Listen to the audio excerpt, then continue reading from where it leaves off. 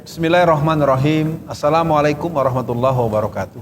Sampailah kita kepada episode tentang dilema vaksinasi. Vaksinasi merupakan sebuah peristilahan terhadap sebuah tindakan dengan akar kata vaksin.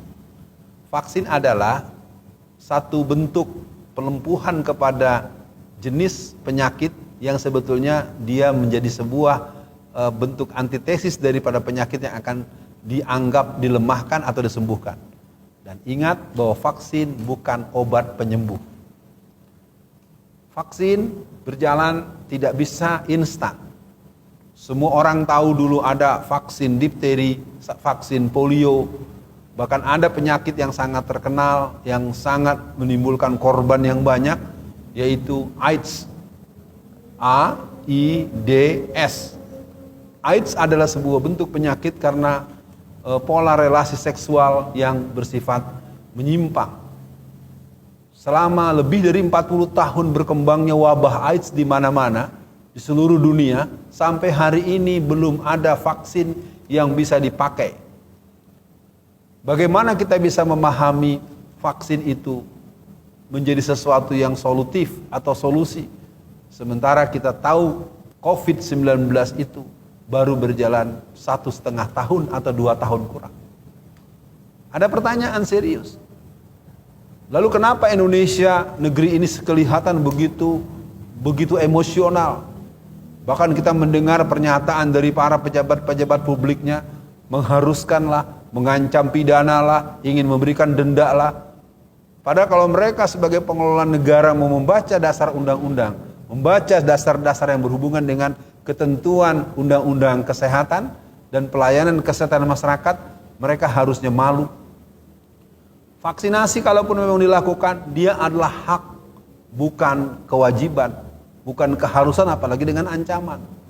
Lalu pertanyaannya, kenapa Indonesia mengambil langkah seperti itu? Kalau menurut pendapat saya dan juga hal-hal yang bisa kita lihat sebagai referensi penopang, bahwa karena negeri ini memang telah melakukan langkah dari awalnya saja sudah sembrono. Keberadaan salah satu jenis vaksin yang dibeli dari negeri Cina itu menjadi pertanyaan besar. Ini menjadi catatan yang memalukan buat kita bahwa sebuah negara membeli sesuatu yang masih diragukan daya sembuhnya, daya rehabilitasinya, daya pengobatannya atau daya tahan, daya tangkalnya. Maka dari itu kepada seluruh para pemirsa, untuk vaksinasi ini mari kita tengok sidang Dewan Perserikatan Bangsa-Bangsa pada tahun 1992. Pada tahun 1992 dilakukan sidang yang ujungnya adalah membahas tentang depopulasi. Di mana orang Yahudi menyatakan bahwa yang berhak hidup di muka dunia ini hanya 500 juta orang saja. Dan ini menjadi pertanyaan buat kita. Apa dasarnya mereka semaunya memberikan bandrol 500 juta, padahal jumlah penduduk hari ini sudah menembus lebih dari 8 miliar orang. Nah, ini akan kita sambungkan dengan pendapat atau pernyataan seorang yang namanya Bill Gates. Bill Gates itu dikenal sebagai orang yang berhubungan dengan alat teknologi. Lalu dengan sangat aneh diumumkan di tahun-tahun 2020 bahwa dia sudah memproduksi sebanyak 7,5 miliar vaksin. Ini apa-apaan? Ini pertanyaan buat kita. Kok bisa lah dia, padahal menurut pengalaman untuk yang namanya AIDS saja 40 tahun belum ada vaksinnya. Untuk yang penyakit-penyakit yang pernah ada sejak zaman dahulu, itu pun beratus tahun baru terjadi proses bukti-bukti kecil-kecil yang sebenarnya lagi-lagi juga tidak cespleng.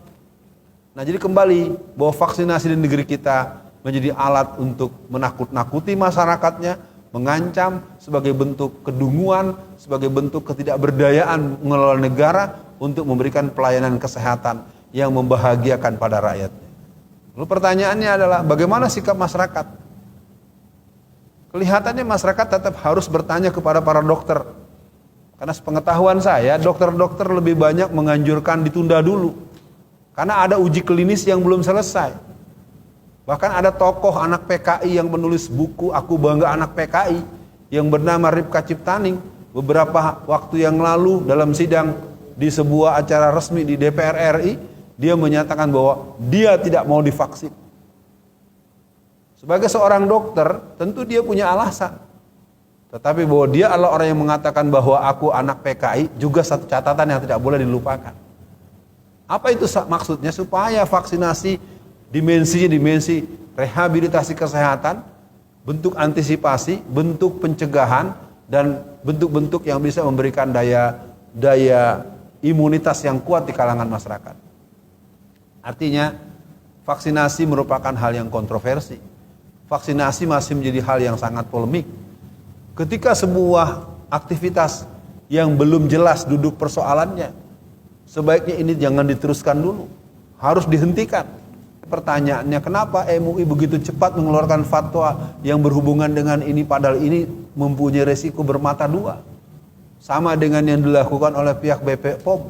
Padahal beberapa hari yang lalu BP POM mengatakan dengan sangat tegas bahwasanya apapun yang berhubungan dengan Sinovac, sebuah jenis vaksin produk Cina, itu belum tuntas uji klinisnya. Sangat keterlaluan, sangat zalim, sangat jahat kalau sampai ditempuh dengan cara memaksa. Padahal vaksinasi itu adalah hak, kebutuhan, dan orang yang bersangkutan boleh menolak kalau dia tidak mau. Nah, artinya buat para seluruh pemirsa, kita sama-sama ingin mengatakan bahwa negeri ini memang dalam bahaya. Pengelolaan negaranya terlalu sembrono, berhutang budi dengan orang yang pemilik modal. Akibatnya kita bisa melihat bagaimana kita punya kekhawatiran ketika Allah berfirman, A'udzubillahi minasyaitonirrajim, wal yaksal lazilau taraku zuriyatan diafa khafu alaihim wal yatakullah wal yakulu qaulan sadida. Hendaklah engkau khawatir akan datang generasi di belakangmu, generasi yang lemah. Dan ini akan menjadi pengetahuan kita hari ini. Artinya kita akan mencegahnya. Maka dari itu, kalau ditanyakan kepada saya, sedapat mungkin kita tidak bervaksin. Karena vaksinasi secara sejarahnya selalu hanya dialamatkan kepada orang-orang lemah yang bermultiplier efek. Untuk vaksin COVID-19 masih sangat kontroversial, masih sangat polemik. Maka dari itu, terhadap ini pada pemerintah Republik Indonesia, kalau Anda sayang pada rakyat Anda sendiri, Anda harus bisa meyakinkan dan membuktikan. Jangan bersinetron. Kita masih ingat bagaimana salah satu menteri yang ketakutan untuk divaksin lebih dahulu. Kita sama tahu, dan orang itu juga dikenal luas sebagai orang yang memiliki sebuah media cetak dan memiliki satu grup sepak bola yang terkenal di dunia internasional. Nah, kali ini mungkin dalam bentuk kesimpulan, vaksinasi merupakan hal yang kontroversi. Vaksinasi yang berhubungan dengan COVID-19 masih belum akurat, masih belum valid. Bahkan kita tahu banyak dokter-dokter bahkan di Tenggarai, Bapak Dokter Terawan mengundurkan diri karena termasuk orang yang menolak untuk menandatangani pembelian vaksin di Cina. Itu saja masih menjadi pertanyaan yang sangat debatable. Pemerintah tidak boleh lalu kemana-mana kemudian ancam sana, ancam sini, tangkap sana, tangkap sini. Karena ini menyangkut nyawa. Apakah mereka rela, mereka tega membuat rakyatnya mati dalam jumlah yang besar karena pola-pola penanganan yang sembrono? Kita bisa belajar dari Tanzania, kita belajar dari Norwegia, kita belajar dari berbagai negara-negara yang dengan tegas-tegas seperti Vietnam, seperti Korea Selatan, dan yang lain-lain. Mereka mengatakan no way.